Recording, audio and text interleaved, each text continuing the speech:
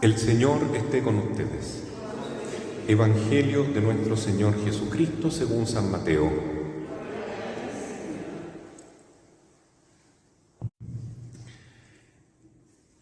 Jesús dijo a sus discípulos: cuando oren, no hablen mucho como hacen los paganos. Ellos creen que por mucho hablar serán escuchados. No hagan como ellos, porque el Padre que está en el cielo sabe bien qué es lo que les hace falta antes de que se lo pidan. Ustedes oren de esta manera: Padre nuestro que estás en el cielo, santificado sea tu nombre, que venga tu reino, que se haga tu voluntad en la tierra como en el cielo. Danos hoy nuestro pan de cada día. Perdona nuestras ofensas, como nosotros también perdonamos a los que nos han ofendido. No nos dejes caer en la tentación y líbranos del maligno. Si perdonan sus faltas a los demás, el Padre que está en el cielo también los perdonará a ustedes. Pero si no perdonan a los demás, tampoco el Padre los perdonará a ustedes. Palabra del Señor.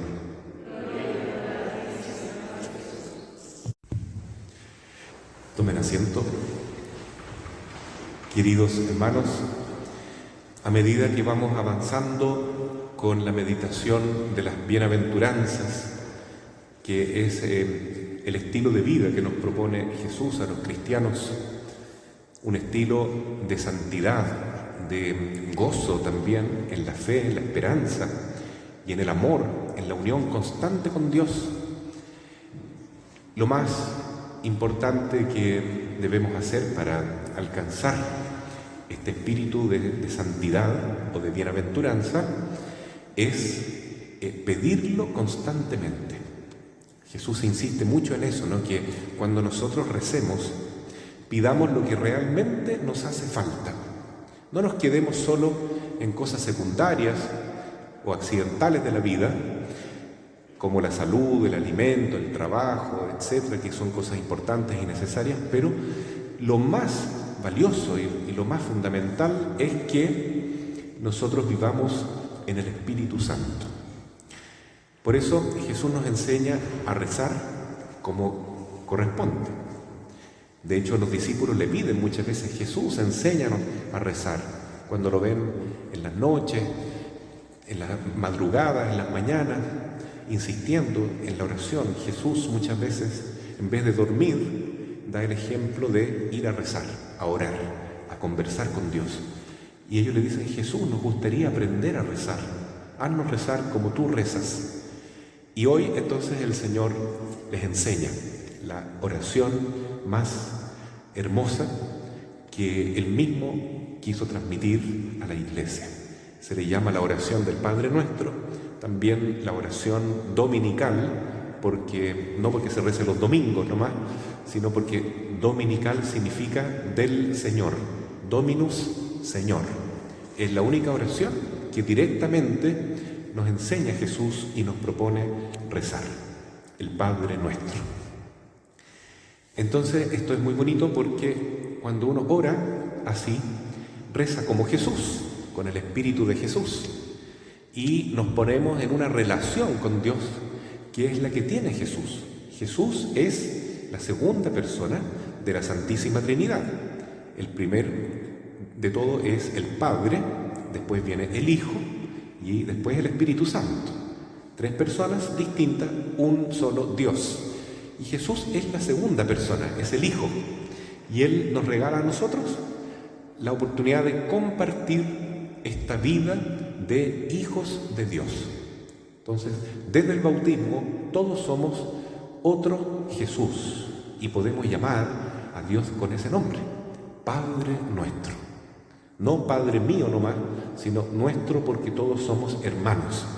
Entonces, cuando uno dice nuestro, se está vinculando también a una gran familia que es la Iglesia, la comunidad o congregación de todos los hijos de Dios.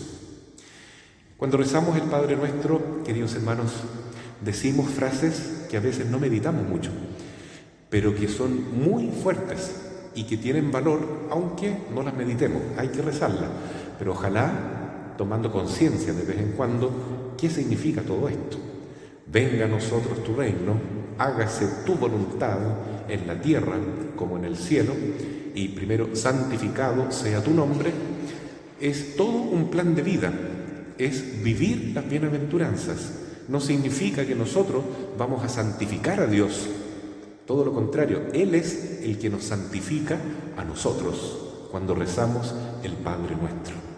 Y santificarse significa hacer la voluntad de Dios, que toda nuestra vida, hasta los detalles de lo que hacemos en lo doméstico, en lo laboral, en la calle, en donde sea, incluso en el descanso, todo sea para la gloria de Dios, para santificar a Dios. Esa es la propuesta, no hacer mi voluntad, ponerme yo en un pedestal que no corresponde, de glorificarme a mí mismo y desear hacer mis puros proyectos, sino poner a Dios en primer lugar. Eso es lo que Jesús nos propone, hacer la voluntad de Dios, dejar que Dios haga mejor su voluntad en cada uno de nosotros.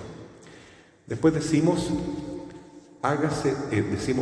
danos hoy nuestro pan de cada día, porque nosotros necesitamos alimentarnos no solo con el pan, la comida, el aire que respiramos, el agua que bebemos, todo es un don de Dios, pero es un don material. Y está bien porque somos cuerpo, ¿no es cierto? Tenemos cuerpo y este cuerpo hay que mantenerlo, aunque también a veces le damos mucha importancia al cuerpo y no tanto al espíritu, que es lo más valioso y lo más lindo que hay en nuestra naturaleza humana, la dimensión espiritual. Por eso, danos hoy nuestro pan de cada día tiene otro significado que los santos de la Iglesia han destacado más. Es recibir la Eucaristía, porque Jesús dijo, yo estaré con ustedes todos los días hasta el fin del mundo por medio de la Eucaristía.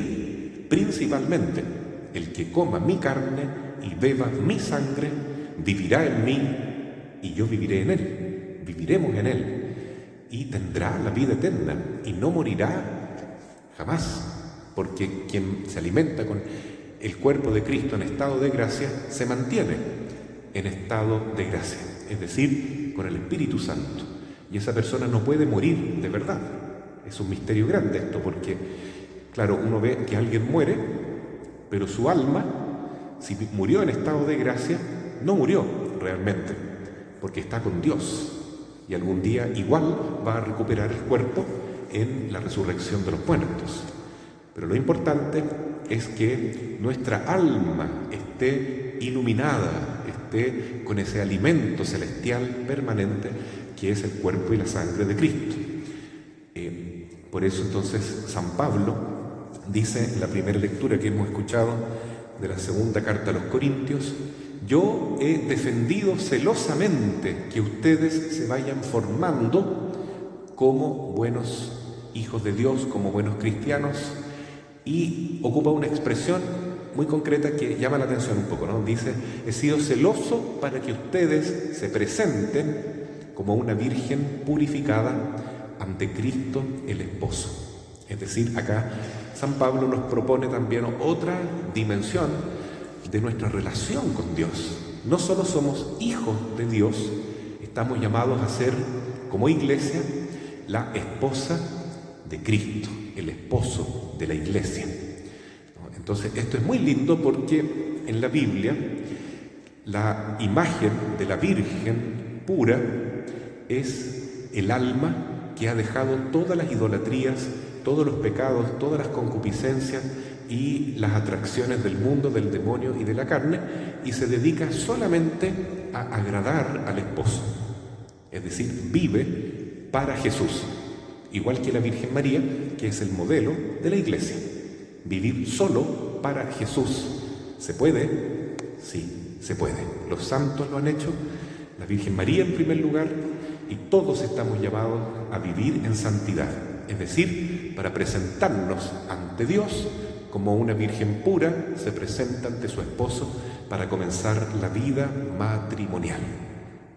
Es un misterio muy lindo porque a pesar de que tengamos una vida antes de pecado, de adulterio, de infidelidad, en el sentido religioso de la palabra, es decir, hemos estado apartados de Dios, Él nos puede convertir a todos en verdaderos hijos de Dios y en una verdadera Virgen Inmaculada para este matrimonio entre Cristo y el alma de cada uno de nosotros.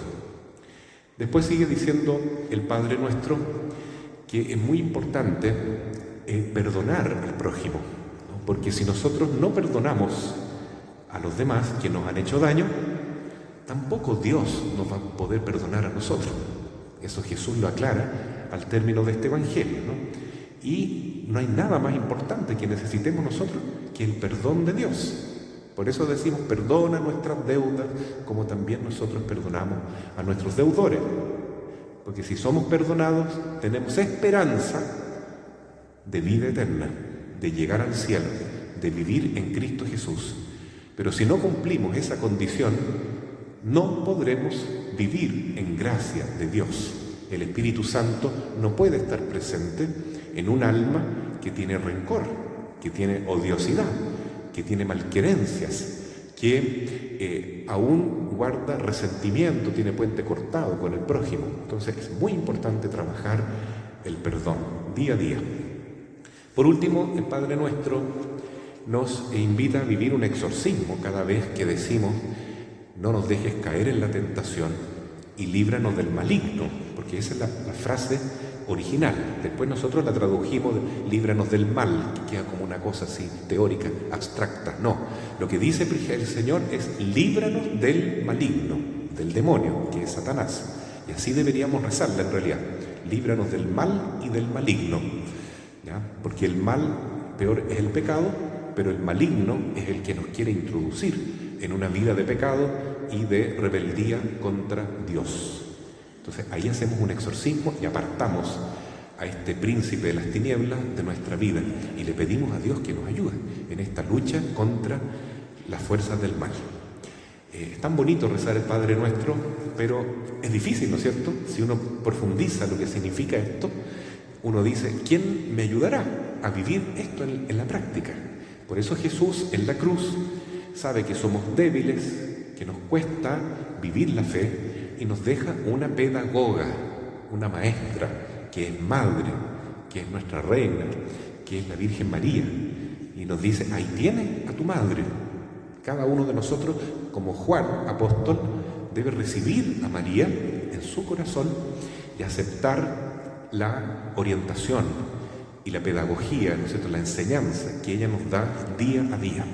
Con la Virgen, igual como Jesús estuvo estar con ella, ¿no? Quiso estar con ella. 30 años vivió en Nazaret junto a la Virgen Santísima.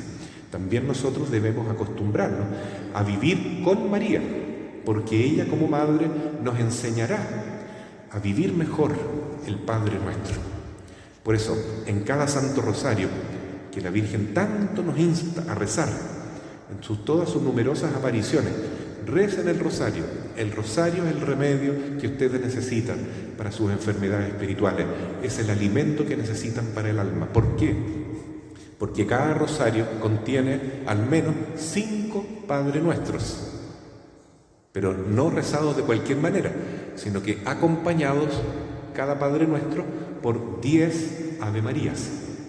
Y cuando rezamos el Ave María, nosotros estamos alabando a la Virgen, diciendo todas las grandezas que Dios realizó en ella y que ella profetizó que así iba a ser. Todas las generaciones me llamarán bendita, me llamarán bienaventurada. ¿Pero para qué? Para que ella esté siempre con nosotros, tomándonos de la mano y conduciéndonos por el camino de Jesús, para ser verdaderos hijos de Dios. Entonces, el Santo Rosario es la mejor manera que tenemos de orar, porque ahí tenemos a la Madre, a quien estamos llamando para que interceda por nosotros y nos ayude a rezar bien el Padre Nuestro, que también está presente y es lo fundamental en el Santo Rosario.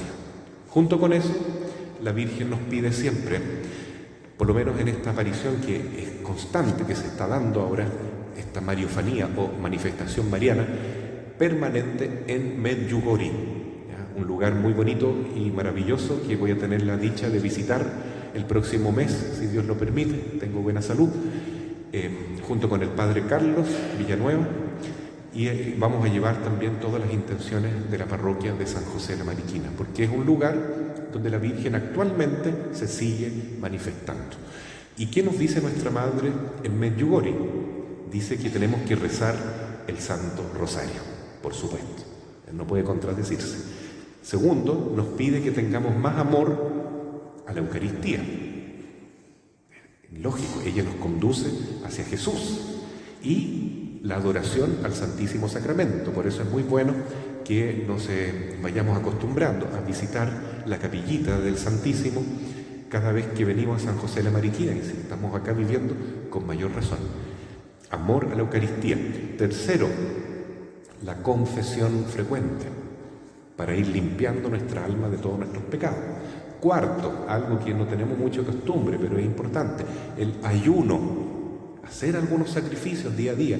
El ayuno, la mortificación, ¿cierto? Sacrificar algunas cosas de nuestro día a día por amor a Cristo crucificado, para dominar nuestras pasiones y para ayudar a Jesús en la redención del mundo.